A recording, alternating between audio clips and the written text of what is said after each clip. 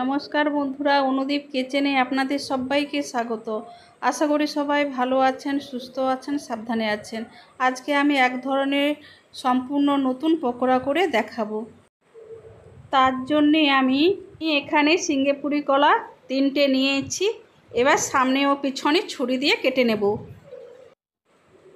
এই কলাগুলো কিন্তু খুব নরম না, আবার খুব শক্ত না, এরকমভাবে কলা নিতে হবে। 3টে সিঙ্গাপুরি কলা সামনে ও পিছনে কেটে নিয়েছি।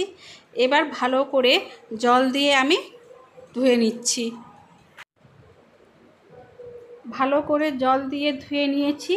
এবার আমি কড়াই গরম করে নিয়েছি, এতে দিয়ে দেবো পরিমাণ মতো সাদা তেল।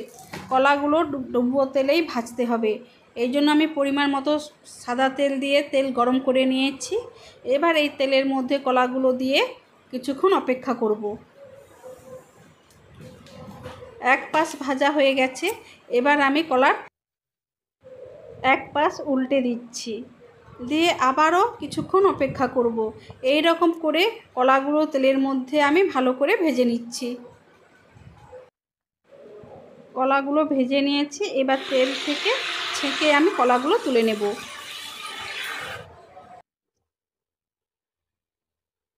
আমি ওই গরম অবস্থায় কলার ছালগুলো তুলে দেব।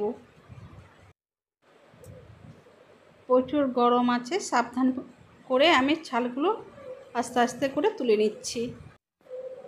কলার ছালগুলো আমি তুলে নিয়েছি। এবার ছুরি দিয়ে মাঝখান থেকে কেটে কেটে আমি কিছুক্ষণের জন্য কলাগুলো ঠান্ডা করে নেব।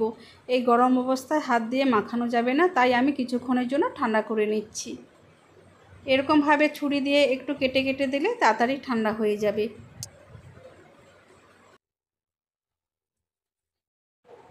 কলাটা কিছুটা ঠান্ডা করে নিয়েছি।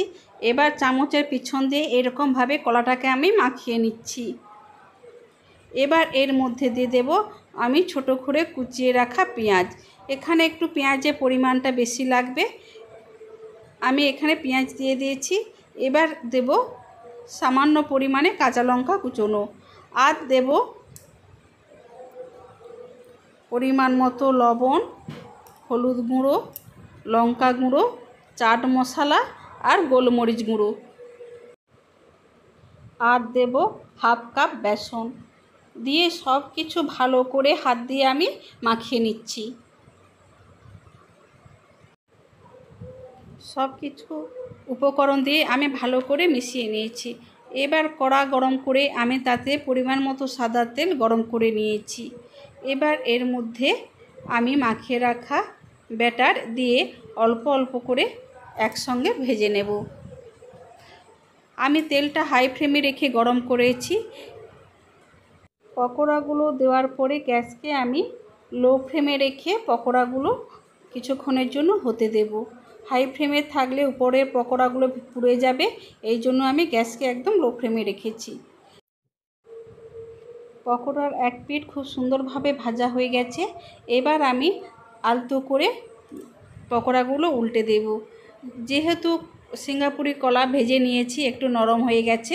এবার এই জন্য আলতো হাতে পকোড়াগুলো উল্টে দিতে হবে। সব পকোড়াগুলো উল্টে দিয়েছি। এবার আর এক পিঠ ভাজার জন্য কিছুক্ষণ অপেক্ষা করব।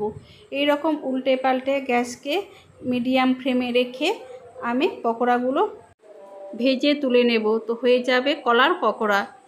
বন্ধুরা, আমার রেসিপিগুলো যদি ভালো লেগে থাকে তাহলে লাইক, শেয়ার ও সাবস্ক্রাইব করে দেবেন।